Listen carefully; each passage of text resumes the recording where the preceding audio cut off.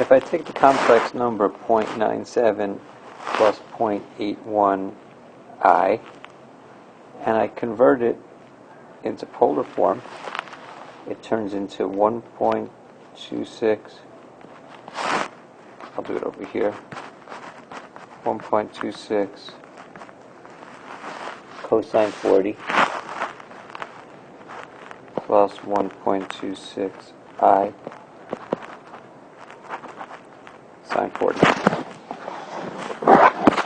Now, to graph the point, either in this 0.97 plus 0.81i form, or the 1.26 cosine 40 plus 1.26i sine 40 onto a complex plane, here I have a complex plane, and one way to do it is just, it's about 1 and 0.8, so it would be a point really close to the, really close to the axis.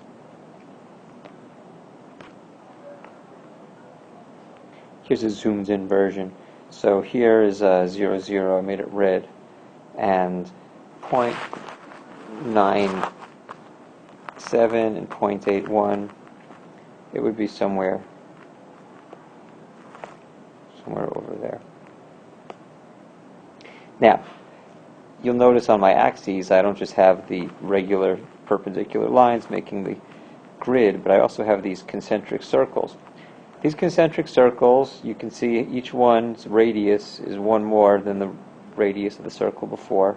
And I have these slanted lines here. One's at a 30-degree angle compared to the horizontal. One's at a 60-degree angle, 90-degree angle. So these like spokes are all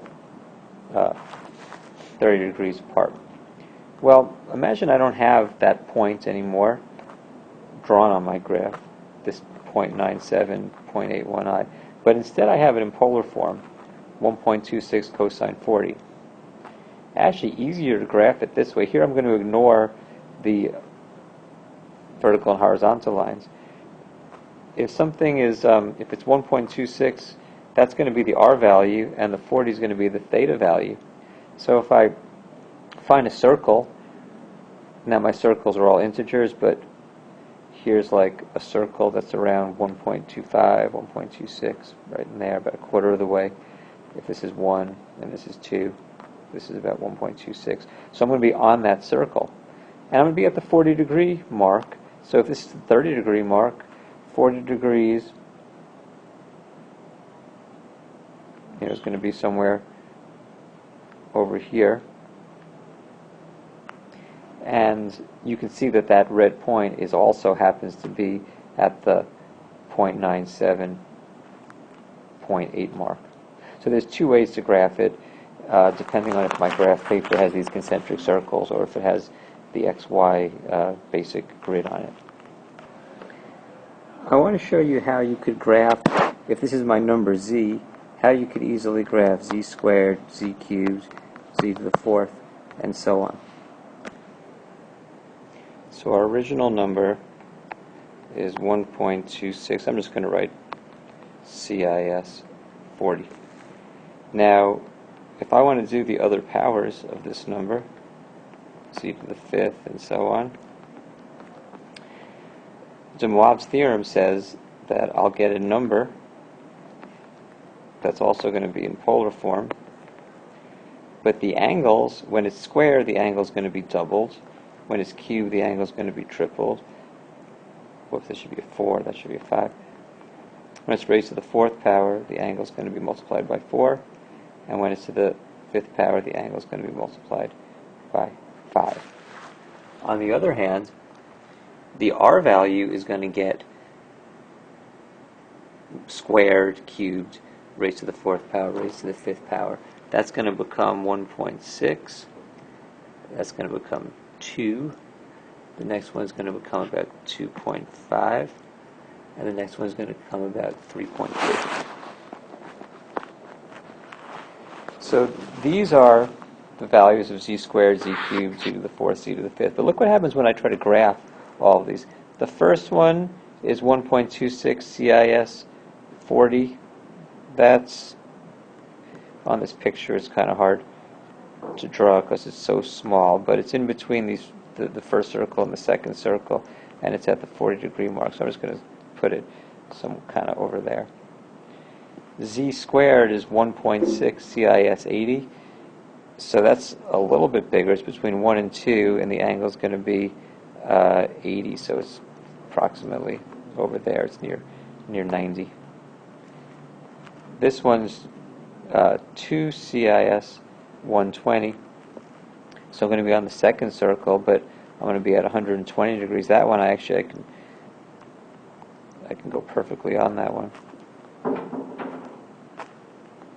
Make these yellow. And then I have 2.5 CIS 160. So if I go out, this is 150, this next line. So I'll go to 2.5, which is in between the second and the third. And then it's 3.2 CIS 200, which is between the first, second, third, and the fourth, over here a little past 180. And if I keep doing that, the angle is going to keep going up by 40 each time, and the R value is going to keep getting multiplied by 1.26, and that's why if I connect the dots, it ends up becoming a sort of spiral. And that's what happens when you raise a complex number to a power. The bigger the power, the further out it gets, because the R value gets raised to that power, and the angle gets multiplied by the power, so it goes around in this spiral. In the last lesson, we saw that if I have an equation like this, negative 6, 7, 3, 4, plus 3, 8, 8, 8i. I could find one answer to this by first, I'm going to call this z. One answer is going to be this thing to the 1/5 power. And that's going to be easier to solve if I change this to polar form. And it's going to become 7776 CIS 150. That's shorthand for 776 cosine 150 plus 776 I sine 150. And it turns out that 776, the fifth root of that, is just 6. And you take 1/5 of 150 to get 30. And that's one of our answers. I'll call Z with a little 1 there. But according to DeMorves' theorem,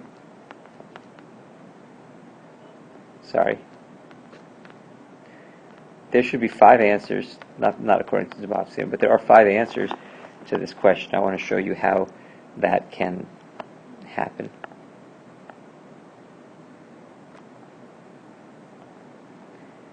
Here's a pretty ugly grid, but it has on it the goal, the target, negative 6734, comma 3888. So that's negative 6734, 3888i, which in other words is 7776 CIS 150. And that answer that I just got, so this is my sort of target, the answer I just got was 6 CIS 30, which is somewhere, this isn't drawn to scale, but this is on a circle of radius 6, so that's 6 CIS 30. And if I raise this 6 CIS 30 to the 5th power, it's going to go squared, cubed, 4th power, 5th power, and end up at just that spot. Because 30 times 5 is 150. But there are other answers, and I'm going to try to convince you that another answer is going to be 6 CIS 102, and I'll show you why that is, but I'm going to draw it first. So here's a picture of 6 CIS 102. And first of all, I convince you that if I take that number and I raise it to the 5th power, what would happen? Well, when I raise it to the 2nd power, it would end up at 36 cis 204. And if I raise it to the third power, I get 216 cis 306. And if I raise it to the fourth power, I get some pretty large number, CIS 408, which is somewhere over here. If I raise it to the fifth power, I end up with 7776 CIS 510. But 510 minus 360 is 150. So if I go around like this, 1, 2, 3, 4, 5, I also end up at this same spot, and that's why that's also an answer. Now it turns out that all the answers, hold on, it turns out that all the answers will be on a circle with radius 6. And the angle between them is going to be 72 degrees, because 72 is 360 divided by 5. So if you want the next answer, stay on this red circle, add 72 to that, and get 6 CIS 174. That one, if I raise that to the fifth power, it would end up going around a couple of times. But ultimately, since 174 times 5 is 870, but 870 minus 720 is back to 150. So it would go around a bunch of times, but after 5 it would end up back there also. And if I add 72 to 174, I get 246. And if I add 72 to 246, I get 318.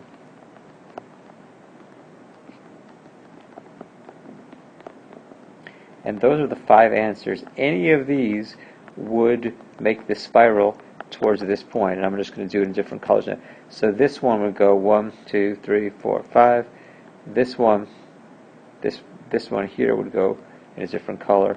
1, 2, 3, 4, 5. This one here would go like 1, 2, 3, 4, 5.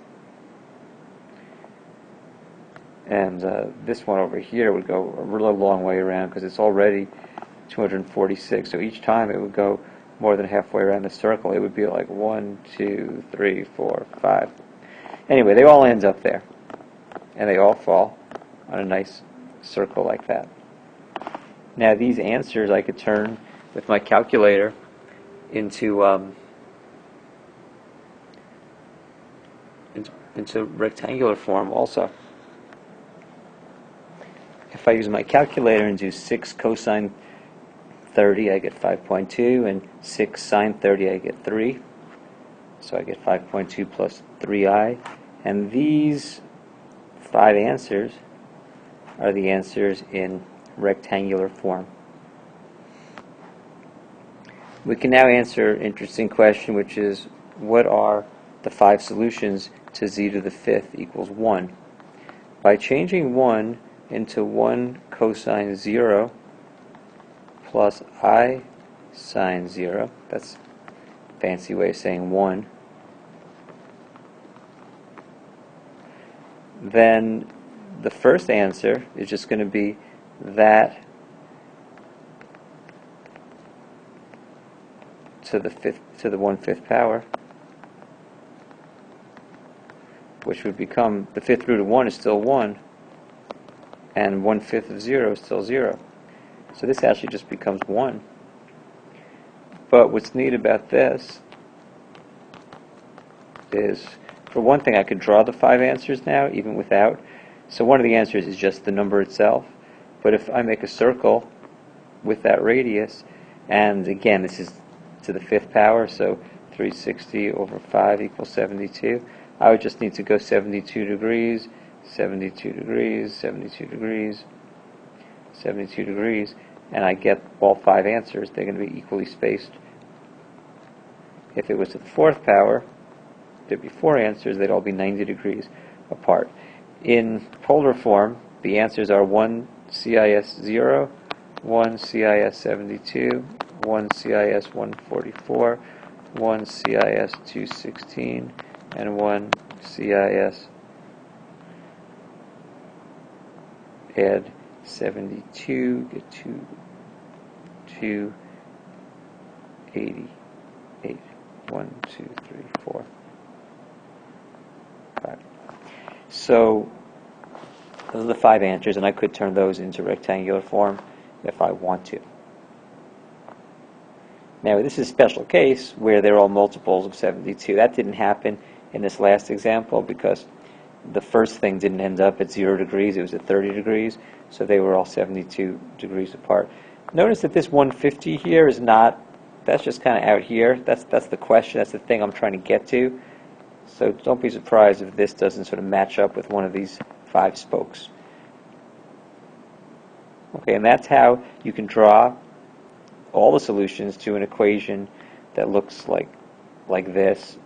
Z to some power equals something. You find one answer, and then you just add to the angle whatever 360 over this until you get to something that's bigger than 360, and that you stop before you get bigger than 360. There you go.